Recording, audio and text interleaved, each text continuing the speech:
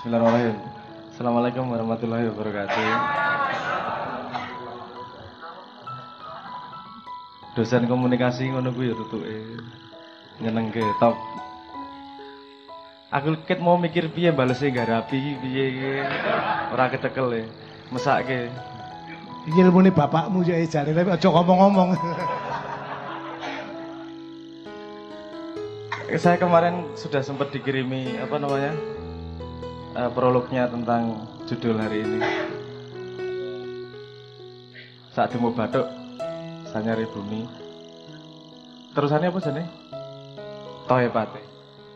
Toepate. Tak waca bola-bali aku ora patek paham iki jane maksude piye iki asline. Terus terang. Terus saya di sini nyari sapa iki sing nulis? Ngobrol sedikit iki piye iki? Durung ketemu terus digawa munggah kene iki. Terus kita tadi sempat ngomong tentang, saya tanya aplikasinya gimana tuh itu? Kalimat itu di mana? Saya tanya beberapa orang ngerti aplikasi ini piye. Pokoknya urusan kehormatan. Oke. Saya mulai dari situ saja. Itu dari sudut sempit pandangan saya yang saya ketahui tentang kehormatan. Nah, definisinya apa sebenarnya psikologi macam-macam ya, kehormatan itu piye dan banyak macam definisi tentang kehormatan. Mungkin saya singkat dulu untuk prolog ini. Kalau menurut saya sendiri kehormatan itu nomor satu adalah definisimu yang kau anggap sebagai kehormatan itu. Tak takon dhisik ngene. Pernahkah Anda dalam hidup menentukan kehormatanmu ki apa? Tahu ra mikir? Pisan wae. Apa kehormatanmu nang endi? Duit. Oh, oke. Okay. Bentuknya kayak kelitikan arek-arek.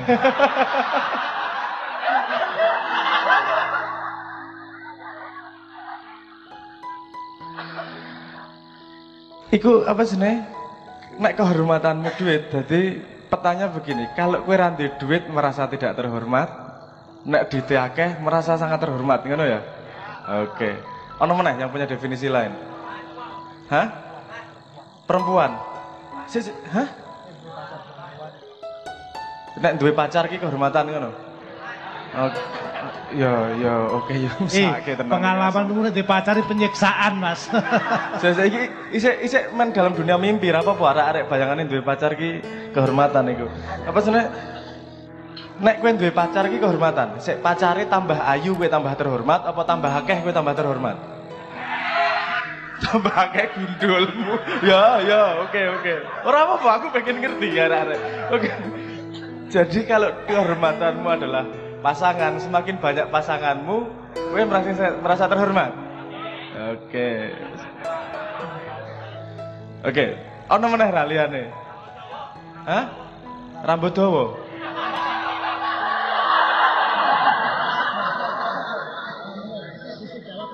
Gak apa-apa, oke. Ora apa-apa iku. Dadi nek rambutnya dawa, gagah, terhormat. Nek rambutnya cendak, ora terhormat. Desa ngono ya.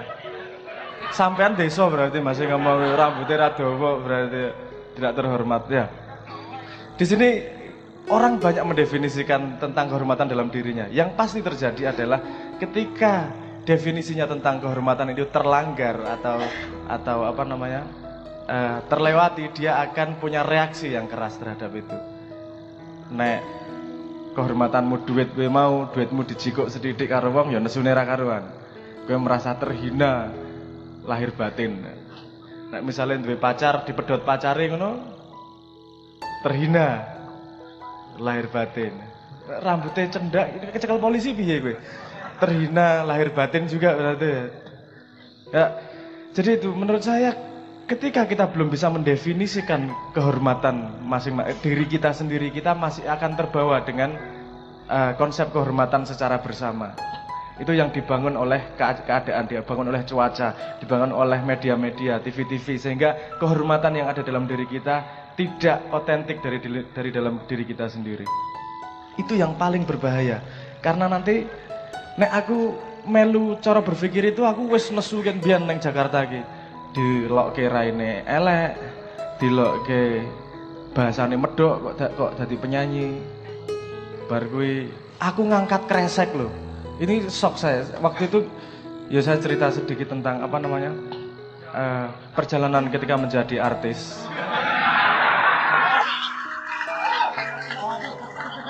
Sisana ya cenasu.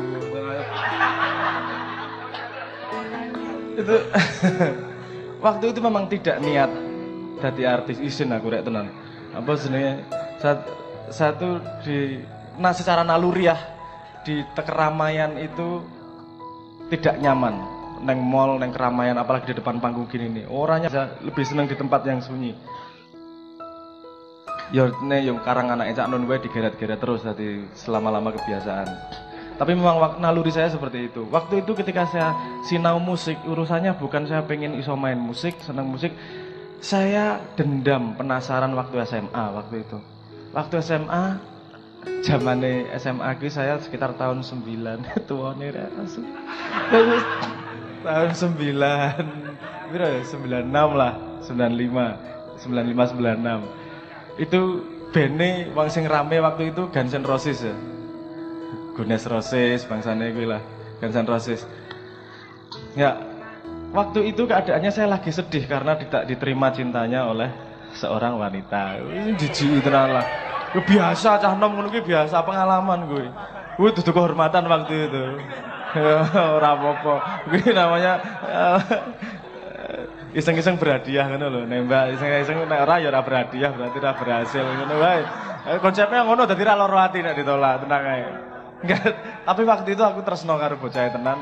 Terus kok atiku ki rasane sedih. Rasane sedih njuk aku ngrungokke lagune Guns N' Roses sing judulnya Sweet Child of Mine ya lho. Wah. Ora ono hubungane lirike. Ora ono hubungane, tenan ora ono hubungane apa-apa lirike. Apa hubungane kuwi? Ngono kae lho. Wis ngono kae lah.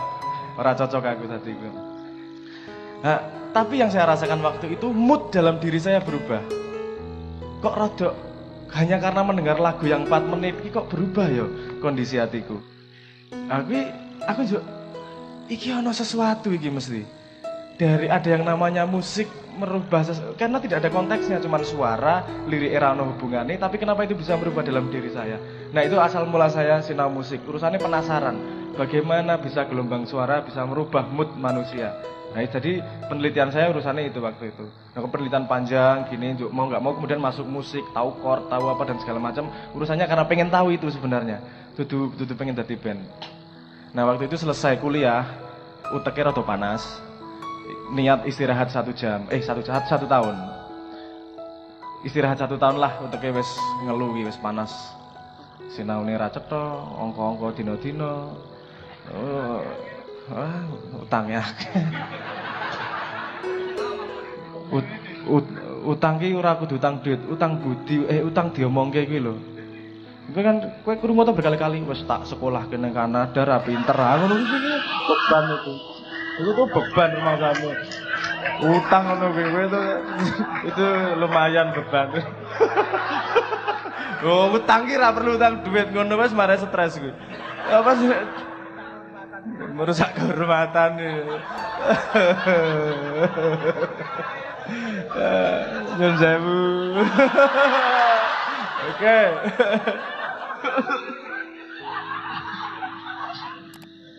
Nah, waktu itu kemudian dalam salah satu risetnya saya menemukan bahwa musik itu proses pembuatan menjadi sebuah musik yang bisa disetel di radio itu tidak hanya memilih keputusan memilih chord, memilih lirik, memilih nada, nggak hanya itu. Ternyata ada proses yang namanya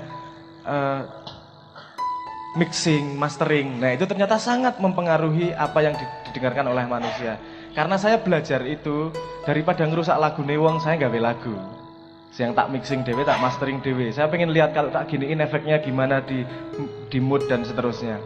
Lagu itu yang lahir waktu itu lagu awal-awal tuh Alpha Noe, Ruang Rindu, Sebenarnya Cinta itu lagu awal-awal yang saya bikin. Ruang Rindu lagu kedua yang saya bikin itu.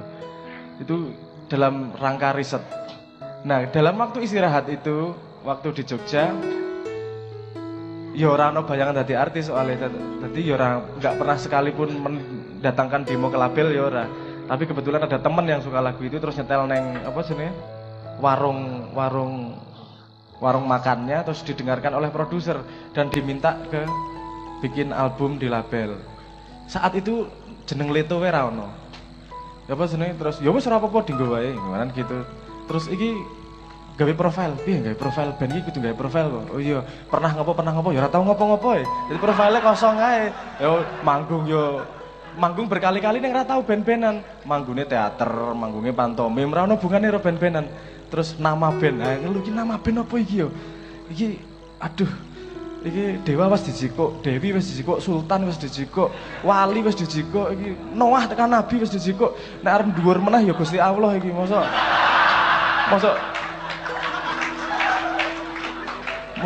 bene Allah Subhanahu wa taala ben kan yo wagu ngono lho kaya niki kok ndak baik kayaknya gitu toh. Udah, saat itu memutuskan ya wis ya jenenge Leto wae apa melet nek difoto ya ora apa-apa wis apa Leto wae wis. Artinya apa? Ora paham. Itu terus terang saya dapatnya dari mimpi apa namanya? Turu ngimpi ono bocah cilik jenenge Leto, ngono terus tangi-tangi wis jenenge Leto wae. Cacah takon apa artine mbuh wis onone kuwi jenenge gitu. Walaupun ternyata tidak ada yang kebetulan, baru belakangan saya tahu Leto itu artinya berpikir dalam bahasa Itali. Ngeri to. Ojo tepuk tangan karo aku, wong aku ya ora sengaja kok. Itu mung saka ngimpi, aku ya lagi paham rumangsamu. Apa sebenarnya Bahasa Italinya apa Leto itu apa? Leto itu kalau kata benda bisa jadi kasur, kalau kata kerja jadi berpikir artinya. Kalau bahasa Honduras tuh lain loh Mas. Apa? Rahasia nanti saya ceritakan. Nek bahasa Sulawesi ngeri meneh. Beleh dulu jadinya. Wah, bahasa Mandarin. Apa? Wah. Oke. Karena keputusannya saat itu adalah masuk masuk industri. Ini mulai nih masalah kehormatan nih. Masalah kehormatan. Aku anak Cak Nun nih. Tetep ya ngene-ngene. Bukan apa-apa, minimal orang isini bapak ngono lho. Ngono isine ngono. Digrinjingi kok. Jadi waktu itu ada gini, ada rumus-rumus dalam dunia dalam dunia industri. Kamu harus ada ciri khasnya. Ini diginiin rambutnya diginiin. Aku mlebu salon lho, sak umur urip dari situ sampai mulai Leto itu mlebu salon iso dihitung driji. Ngetoki nek SMA potong rambut selalu karena dipotong guru di sekolah, enggak pernah potong beneran. Kehormatan soalnya kontrol kehormatan. Ora tahu tenan mangkat niat potong ora selalu kecelakaan kejadiannya. Konco potong melu atau apa seneng nang sekolahan kedawan potong gitu. Petak nang sekolahan bola-bali saya. Udah. Dan di situ salah satunya adalah agar keren rambutnya dicat merah. Anda membayangkan ada seseorang yang tidak pernah dalam hidupnya punya budaya fashion, punya budaya salon, tiba-tiba ke salon potong rambut necis kayak cah zaman modern dan dicat abang. Iki salah harga diri apa dudu iki? Karena itu sama sekali nggak masuk dalam konsepku. Sama sekali nggak masuk dalam konsepku. Tapi saya memegang gini. Kalau mau masuk kalau pengen tahu dunia itu betul total, tapi kamu harus punya garis yang jelas di situ. Nah, saat itu harga diri saya letakkan pada garis yang jelas itu. Garis yang jelas hanya begini. Ojo ngasih kupingku dibolong gua anting-anting. Alhamdulillah, nek biar situ diteloki kaya Charlie mesti. Saya juga nggak tahu juga itu tapi saya merasa begini, kalau saya masuk tanpa ada garis yang saya sebut sebagai kehormatan atau tidak, saya tidak akan tahu terseret sejauh kemana. Saya hanya orang penting jane arep nang endi, saya cuma ngarang itu, tapi saya harus punya garis jelas untuk embat-embatan sama diri saya. Sampai seberapa jauh saya berkompromi, sampai seberapa jauh saya bisa berkaca bahwa saya memang belajar atau saya terseret, harus ada jelas itu garisnya. Maka saya mengambil garis itu. Pokoknya ngopo-ngopo tak lakoni, saya pengen ngerti, ra masalah. Saya tak nek cat abang wis. Dari cah-cah itu sing kuat meng aku. Catku rambutku dicat abang, kowe mbayangke ra. Aku ndelok raiku dhewe guyu kaya munyuk. Tenan rambut ngene iki cat abang. Anake Cak Nun ki ra ono pelajarane rambut dicat dipotong ora ono pelajarane kok dicat-cat. Wi pergolakan luar biasa. Tapi kenapa saya bertahan di situ? Karena saya tahu persis bahwa saya belajar di situ. Saya pengen tahu dunia dunia keartisan kuwi piye, dunia industri iki piye. Walaupun di tengah jalan saya juga berbenturan dengan banyak hal. Misalnya gini, manggung, selesai manggung, cah-cah do angkat-angkat barang, saya ikut angkat-angkat barang. Ono apa sini, tas kresek tak angkat, apa nggak ada yang angkat, saya angkat ke bawah. Dan saya dimarahin habis-habisan sama manajernya. Kamu nggak bisa seperti itu kamu kehormatanmu hilang, kamu apa vokalis sebuah band nggak boleh ngangkat tas kresek. Aku le memahami ini suwe banget aku. Apa hubungannya tas kresek karo kehormatan ki apa? Piye to iki? Aku ewang-ewang koncoku, tase ora iso diangkat, aku ngangkat tas kresek, itu bisa menghinakan dirimu sebagai vokalis band. Wih, aku le memahami, tapi itu memang yang saya tahu, ketika saya masuk ke dunia itu saya pasti bertolak belakang sama banyak hal. Ketika di situ saya januki pelajaran berharga kuwi. Ono ya konsep kehormatan berhubungan dengan tas kresek ya ono ya. Ngangkat tas kresek iki menurunkan kehormatan. Di situ saya punya kesimpulan bahwa kehormatan itu adalah social structure, kepercayaan banyak pihak setuju bahwa sebuah kehormatan adalah A, semua kemudian percaya bahwa di situ adalah tingkat kehormatan. Terus tadinya saya ngotot, rapopo angkat-angkat urusannya apa? Kehormatan dadi menungso, nek ana sing ra iso diangkat aku nulungi, kuwi luwih terhormat kuwi. Aku ngono kuwi sian. Aku melu angkat-angkat kotak drum, melu angkat-angkat apa? Wis diseneni persis karo manajernya. Tapi ternyata dia juga punya argumentasi yang jelas. Kalau musisi sama vokalis itu, apa sini? Jangan ikut angkat-angkat. Dek wis ngerti alasannya bukan karena kehormatan, kehormatan tak tantang mesti. Dia alasannya gini, kalau angkat-angkat terus tiba-tiba jarinya kecepit, kan nggak bisa manggung nanti. Oh iya, ya bener ya. Aku ra iso bantah gue, Oh iya ya bener ya, logikamu ya bener iki. Dan mereka kan memang dibayar untuk itu. Mereka memang dipekerjakan untuk ngewangi kowe. Ojo tok ambil pekerjaan mereka. Rada lumayan itu karek iki. Oke. Oke, wes, aku manut, aku melu aku. Ning bangsane cilik-cilik tas kresek ngono ki tetep cuek aku. Gak masalah. Tapi di situ saya dari pelajaran itu saya paham bahwa konsep kehormatan tiap manusia adalah berbeda. Dan ketika orang tidak pernah mendefinisikan kehormatan dirinya apa, dia akan selalu terombang-ambing. Yang bikin dia marah, yang bikin dia terhina, yang bikin dia orang kalau megang prinsip, kalau itu hanya prinsip sebagai konsep dan tidak diletakkan sebagai kehormatan, lihat, tidak akan lama dia megang prinsip. Bentar aja langsung goyang, bentar aja goyang. Makanya menurut saya kehormatan nomor satu adalah definisimu tentang kehormatan. Nek wong Jawa lumayan dikasih modal. Ndas iki dari kecil ora iso disenggol.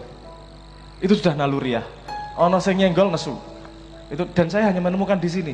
Karena ketika saya ke di luar negeri dulu pas di sekolah ke karo bapakku sing dadi alasan nyeneni aku itu di sana kepala itu nggak jadi masalah. Anak kecil nuduki ndase bapake, diuyel-uyel ndase. Bagiku, piye to iki bapak iki ora entuk ngono kuwi.